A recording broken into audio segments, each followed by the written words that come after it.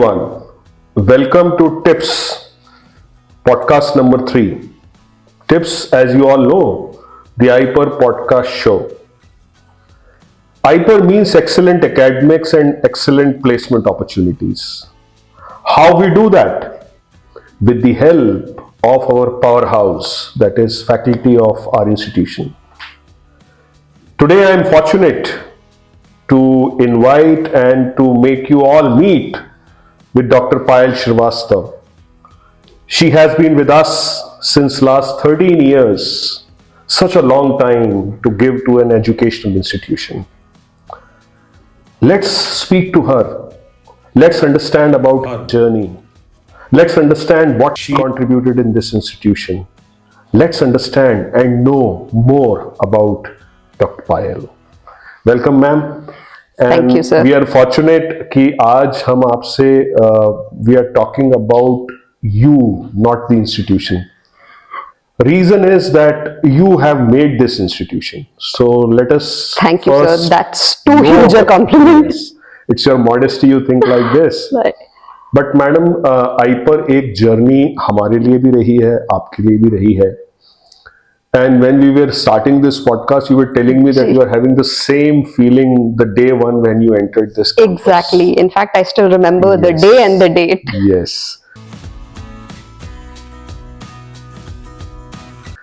तो मैम हम वहीं से शुरू करते हैं. Precisely it was 12th January 2012. जब आप इस कैंपस के अंदर आ रहे थे मैडम, तो what was there in your mind? क्या थॉट थे आपके?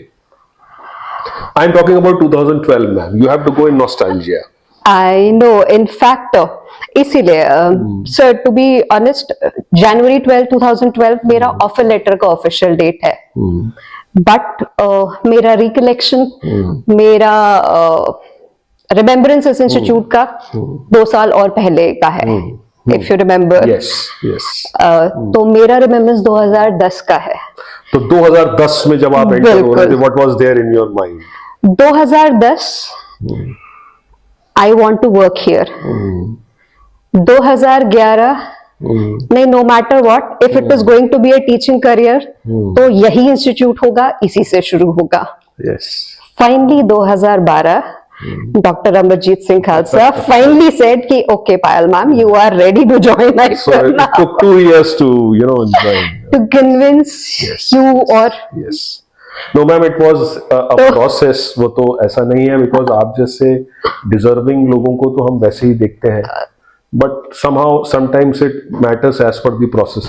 I understand. In fact, that gave me the clarity. Yes. That 2000 ka visit gave me the clarity कि okay, this is the institution where I'll start my तो teaching. Ma'am teaching आपके mind में आया कैसे? मतलब let me work in as a teacher in higher education. How that thought came to your mind? Sir, I'll be honest with you. We were in US when we moved back to India in around 2007. 2007 we moved back to India. Then we moved back to our native place, Bhopal. And तभी था, I was looking for something where मतलब मैं ऐसा career चाह रही थी जहां पे मैंने जो कुछ भी अक्वायर किया, असिमुलेट किया, I wanted to transfer it to the younger generation. तो मेरा प्लान तो टीचिंग का यही था. And then I know Bhopal मेरे लिए अनफेमिलियर सिटी थी. समबडी हैड सजेस्टेड दैट अगर प्योरली ये इंटेंशन है that you genuinely want to transfer what you know, then IPER is the place. Okay. So that was how I landed here for the first time in 2010. So teaching was a well thought of profession for It you. was a आपने सोच लिया था gradual, कि हाँ, इसमें- well thought out transition था बिल्कुल. Okay, okay. तो मैम ये मैनेजमेंट एजुकेशन में आपने सोचा कि टीचिंग शुरू करेंगे, जी. तो ये तो अपने आप में एक चैलेंज भी है, because you have to 100%. Meet the students who are in the age bracket of 21 to 25. Absolutely. तो आपको ऐसा इनिशियली लगा था कि कुछ चैलेंजेस होंगे, कि थोड़े से बड़े बच्चों को आप डील करोगे, दैट टू मैनेजमेंट एजुकेशन जो कि बहुत ही डायनामिक होता है, तो आपने कैसे तैयारी की, कैसे सोचा? सर चैलेंजिंग तो होता है, बट एक एस्पेक्ट जिसने मुझे कन्विंस करा कि I will go into a professional education की ही टीचिंग में, वो ये था, एंड कंसिडरिंग जैसा कि मैंने पहले भी कहा कि I wanted to start my teaching with I पर, उसका प्रिसाइज एक बड़ा रीजन ये भी था कि I was aware with the kind of quality input that enters IPER, तो एटलीस्ट मेरा वो पार्ट तो कंफर्टेबल हो गया था कि I am entering a place where people are sincere, committed towards their career, be it teaching fraternity, be it the students. वो part cover था। मेरे लिए बड़ा चैलेंज ये था कि मैंने कभी पढ़ाया नहीं है। Yes, yes. I can talk, I can convey what I have learned. वहां पे फिर सपोर्ट सिस्टम प्लान आया। करके एग्जीक्यूट करना वो आपके लिए नया था। अब वो आई स्टिल रिमेम्बर, सबसे पहले मैं आपके पास ही आई थी yes. बिकॉज जो सब्जेक्ट आपने पढ़ाया था, and I am still grateful for that कि you felt that much confidence कि हाँ जी जो सब्जेक्ट मैंने पढ़ाया है। आपका स्पेशलाइजेशन है एक्चुअली, मैं सभी को बताना चाहता हूँ कि ma'am is specialising in international business. जी, मैडम का पीजी भी इंटरनेशनल बिजनेस में है, मैडम का पीएचडी भी इंटरनेशनल बिजनेस में है, तो that was the obvious choice. And of course you are having the exposure of different country also, तो हमारे लिए ये सोचने में कहीं हमें कोई दिक्कत नहीं थी कि आप इंटरनेशनल बिजनेस में। हाँ, बट एक वो भरोसा कि किसी ने पढ़ाया नहीं है कभी। हाँ, and the best part is कि आप उन लोगों को पढ़ा रहे हैं जो डायरेक्टली जॉब मार्केट में एंटर करेंगे। That's more important. वो इम्पोर्टेंट था, वो चैलेंज था, तो वहां पे डेफिनेटली वो थोड़ा और पीछे चलते हैं। जब आपने अपना 10th 12th किया होगा तब आपने सोचा था कि आप मैनेजमेंट में जाएंगे, उसके बाद आप टीचिंग में भी चले जाएंगे, ऐसा कभी आपका थॉट था? Sir I will be honest, उस एज पे तो शायद इतना वेल डिफाइंड थॉट प्रोसेस ही नहीं होता है, बट ये थॉट प्रोसेस था because commerce was a conscious choice. I still remember my father being very very mad कि despite scoring so much in 10th, और उस समय तो आपको पता है जमाना साइंस का था, हर घर में या तो पीसीएम ले लो या पीसीबी ले लो, बाकी सिबलिंग्स ने भी वही लिया हुआ था, तो हाँ थोड़े दिन वो साइलेंट हुआ था, बट ये आई वाज कॉन्फिडेंट कि this is the discipline which attracts me. Obviously, career नहीं पता था। You chose a different way at that time. Definitely. So that's your habit to choose a different path, and I think that's the habit with which a teacher becomes a good teacher. क्योंकि teacher हमेशा एक difficult रास्ता चुनता है, क्योंकि उसको मालूम है कि ये लेस ट्रैवल्ड रोड है, लेस ट्रैवल्ड रोड पे यू गेट मोर अपॉर्चुनिटीज। नहीं, 100%। इनफैक्ट मैं इसीलिए कहती हूँ, जब भी कोई ये पूछता है ना कि आपकी टीचिंग जर्नी कैसी रही, टीचिंग करियर, तो मेरा हमेशा ये मानना रहता है कि more than a teaching journey, it has been a journey of learning. It has been a journey of learning at personal level and professional level. और उस जर्नी में the best part is that I have learn from everybody. I have learn from my seniors, I have learn from my peers, and I have learn a lot from my students. तो मैं तो हमेशा teaching को ये देखती हूँ कि more then teaching journey, वो एक इंडिविजुअल के लिए लर्निंग जर्नी होती है। And it's more the kind of attitude which you are having is contagious. जब आप लर्नर होते हैं तो आप स्टूडेंट को भी लर्नर बना ही देते हैं जिसको आप पढ़ाते हैं। बिल्कुल, that's the way things are. तो मैम एक और बड़ा इंटरेस्टिंग पॉइंट मेरे दिमाग में आता है जब भी मैं आपके जैसे सीनियर फैकल्टी मेंबर्स से बात करता हूँ इस पॉडकास्ट में, तो ये क्वेश्चन हमेशा मेरे माइंड में रहता है। आप लोग इतने अच्छे टीचर्स हैं, आप लोगों का बैकग्राउंड इतना स्ट्रांग है, आप लोगों की पेडागोजी इतनी अच्छी है टीचिंग की, एक ही इंस्टीट्यूशन में इतना लंबा समय गुजारने की क्या जरूरत थी? Why you stayed so long in this institution? ऐसा क्या था जिसने आपको रोका, या ऐसा क्या है जो आप सोचते हैं कि किसी भी ऑर्गेनाइजेशन में किसी को इतना लंबा समय रहना चाहिए? सर एक बहुत सिंपल सी बात है, मैं अगेन बात सिर्फ उसी वर्ड पे आऊंगी, लर्निंग, है ना। अल्टीमेटली इंसान देख क्या रहा होता है, an opportunity to transform himself, an opportunity to metamorphose himself, और वो किसी भी एरिया में हो। आपकी पढ़ाई में ही आप जब पढ़ाते हैं, अपना institute is the best example. हमारे यहाँ हम जब भी कोई चीज पढ़ाते हैं, इंटेंशन हमारा सेम है।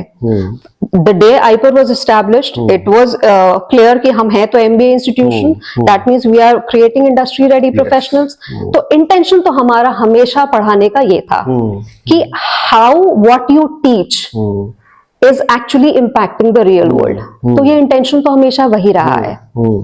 उस इंटेंशन को, एंड वहां मैं कहती हूँ hats off to IPER's pedagogy and hats off to आप लोग जो पिलर्स हैं इंस्टीट्यूशन के, that you have always given it a conscious thought कि इंटेंशन नहीं बदलेगा, अप्रोच हमेशा बदलती चली जाएगी, approach should always be very very contingency based, जैसी जब सिचुएशन आएगी वो वैसा।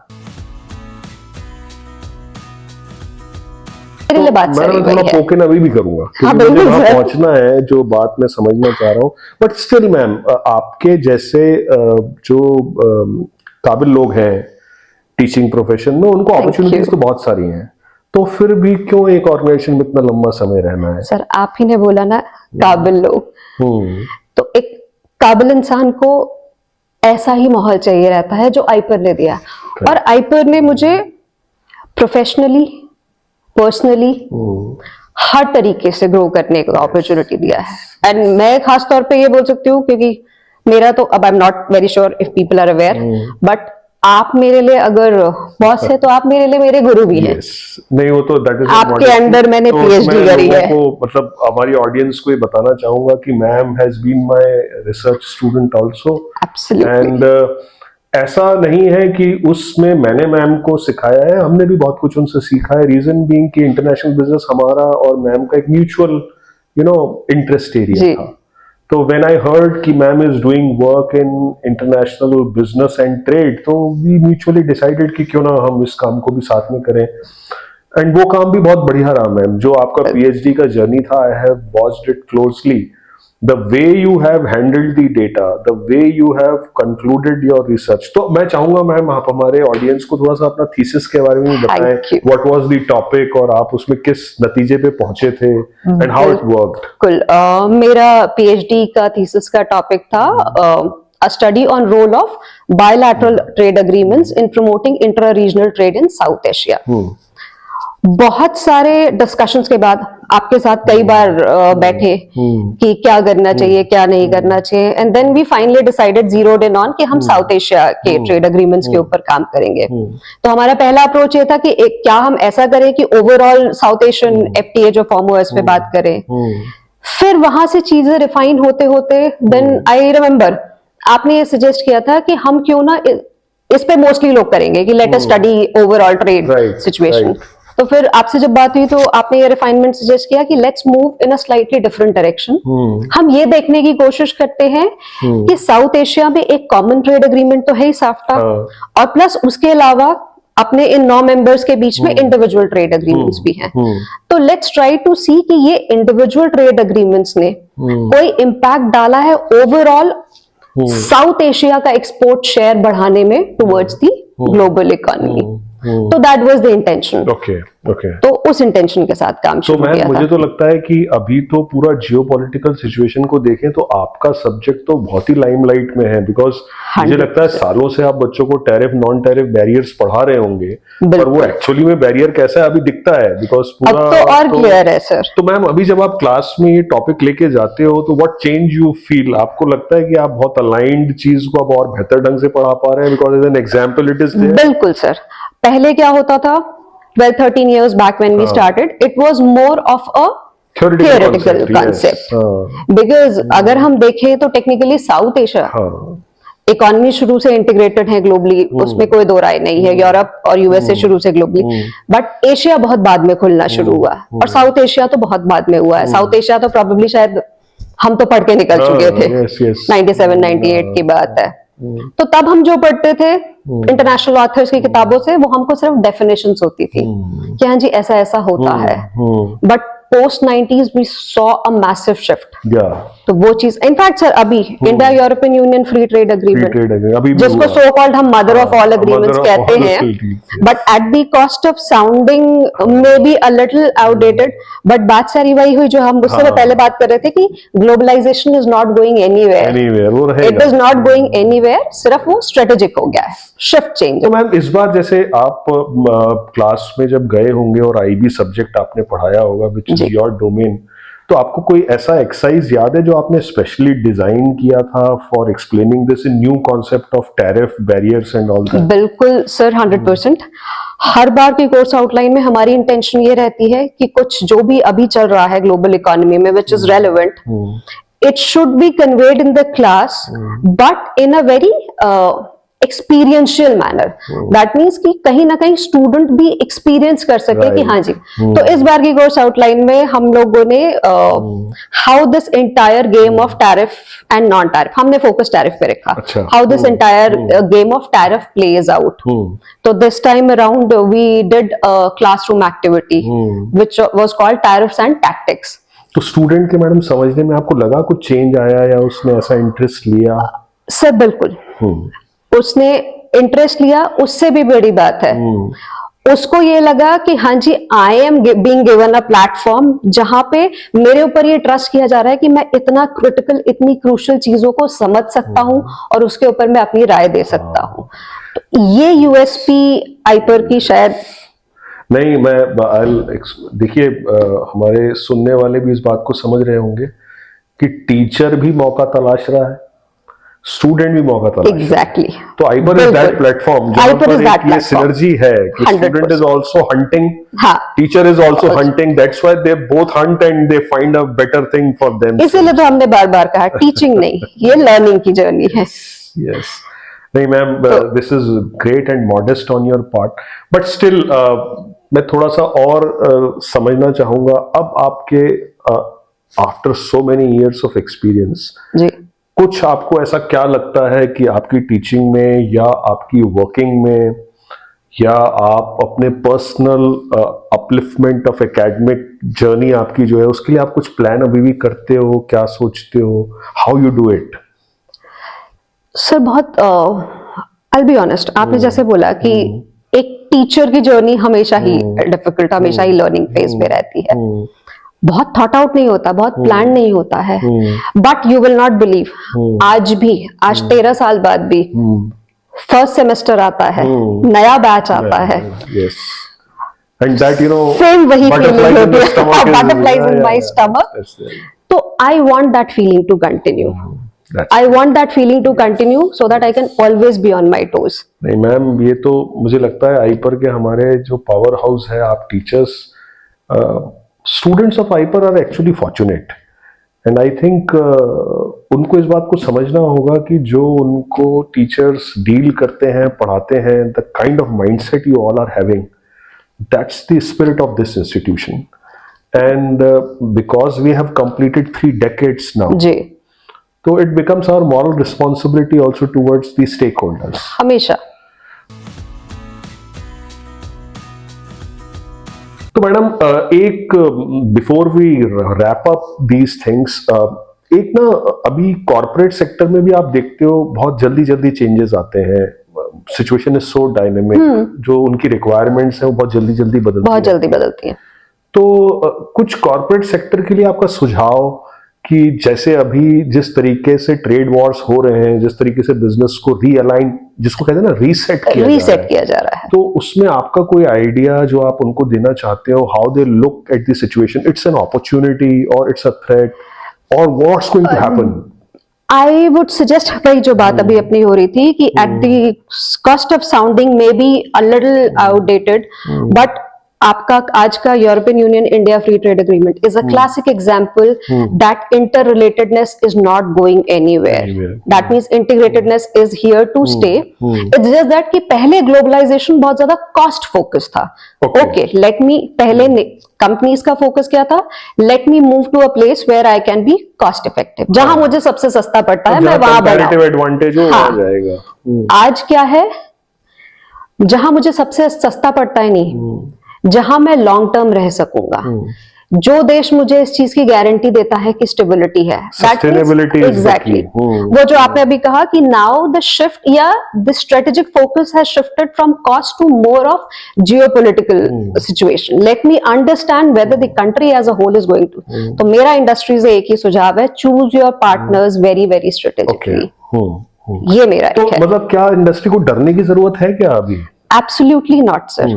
उसका एक रीजन है कि पिछले 15-20 सालों में हमारी सरकार ने बहुत कुछ किया है to ensure that our industry is gradually becoming globally competitive. Yes, obviously basket की हम बात नहीं कर रहे, लेकिन ग्लोबल कॉम्पिटिटिवनेस के ऊपर डेफिनेटली काम हुआ है। तो यानी कि आज हम उस चीज से नहीं डर सकते हैं कि we can be a low cost destination और नॉट। सिर्फ और सिर्फ हमारी सोच क्या होनी चाहिए कि कहाँ मैं लंबे समय तक रह सकता हूँ, यानी कि मेरी पॉलिसीज, मेरी कंट्री की पॉलिसीज अलाइंड होनी चाहिए उसके साथ। कि now the partnership should be more strategic, it should be more long term oriented, और उसमें mostly it is the governments which are playing the role. Great. तो आई थिंक इंडस्ट्री आप सुन रहे होंगे तो आपको डरने की कोई जरूरत नहीं है। You have to reset as per the requirement. तो ma'am, before we wrap up, एक छोटा सा रैपिड फायर हम लेंगे। Oh my और God, जिसमें मैं जी। आपसे 3 क्वेश्चन पूछूंगा और बिल्कुल। आपको उनका जवाब देना ही है। उसमें ये चॉइस नहीं है कि आप जवाब नहीं दे सकते। तो आपका फेवरेट खाना क्या है?